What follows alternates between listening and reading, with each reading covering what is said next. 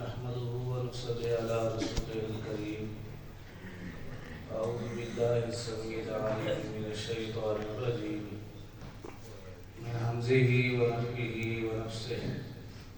بسم الله الرحمن الرحيم. إنا أخلصناهم بخالصة ذكر الدار. اس آیت کریمہ سے پہلے اللہ تعالی نے کچھ انبیاء کا نام لیا ہے، اور اس آیت کریمہ میں اللہ تعالی نے یہ خبر دی ہے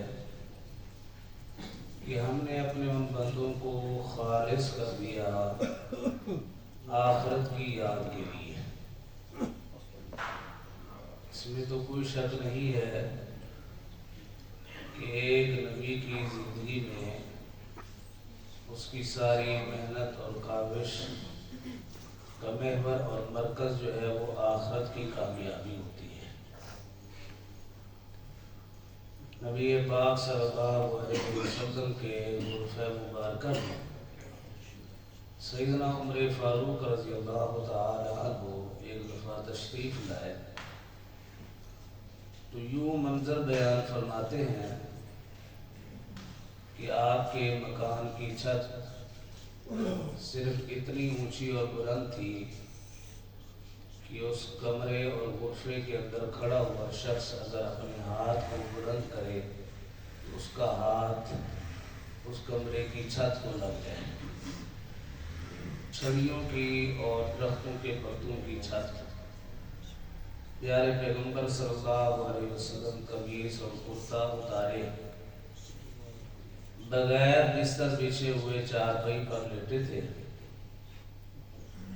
اور آپ اٹھ کر جب بیٹھے تو میں نے دیکھا کہ چارپائی پر باندھ کے جو نشانات تھے وہ آپ کی پیٹھ مبارک میں نظر آ رہے تھے۔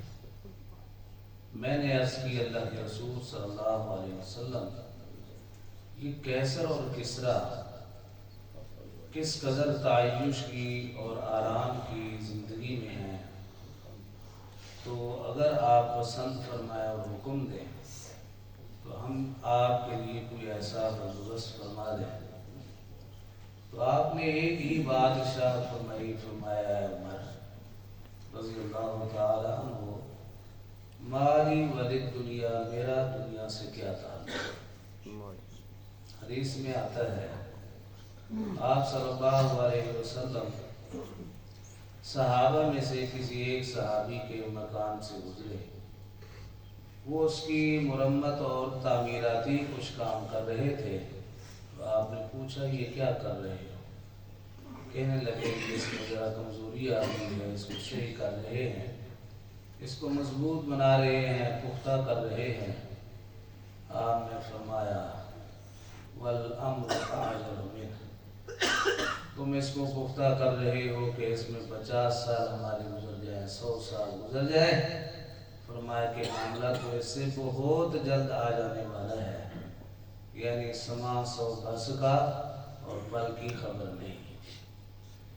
پیارے پیغمبر صلی اللہ علیہ وسلم کی حدیث پاک ہے، فرمایا کہ جو شخص اپنے تمام ہموم اور غموم کو چھوڑ کر، تمام افکار اور سوچ و بچار کو چھوڑ کر اپنی سوچ اور فکر ایک ہی بنا لیتا ہے، اور وہ سوچ ہے اس کی آخرت کی، تو اللہ تعالیٰ اس کے معاملات کو سنوار دیتا ہے۔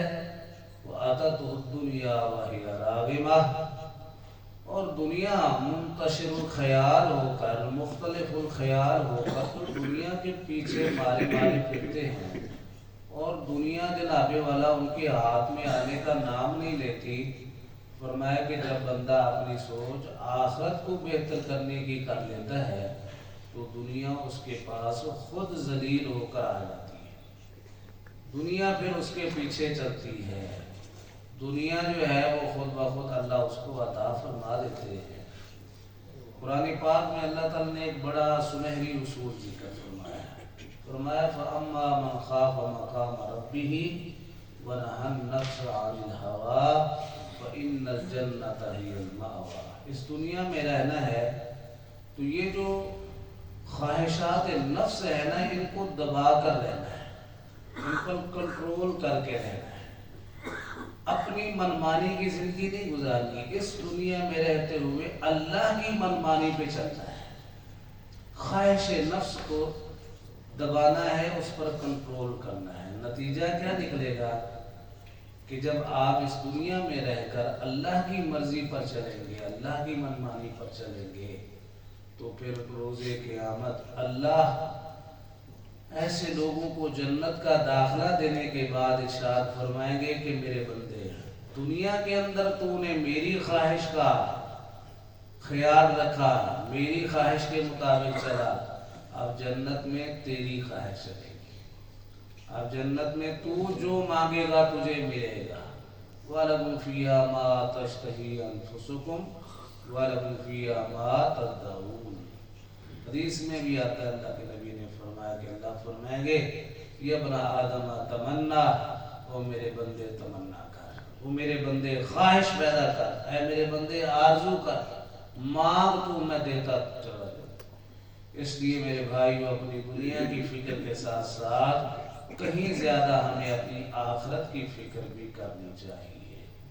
کوئی بن گیا رونق اکھیاں دی، کوئی چھٹ کے تاج محل چلیا، کوئی بن گیا رونق اکھیاں دی، کوئی چھٹ کے تاج محل چلیا، کوئی بھول گیا مقصد آمدہ، کوئی کر کے مقصد حل چلیا، اتھے یار فریدہ سب مسافر نے، کوئی اج چلیا کوئی، اللہ عمل کی توفیق عطا فرمائے۔ دعا کی درخواست کی گئی ہے، ہمارے ایک دوست ہیں، ان کے بیٹے بیمار ہیں، دعا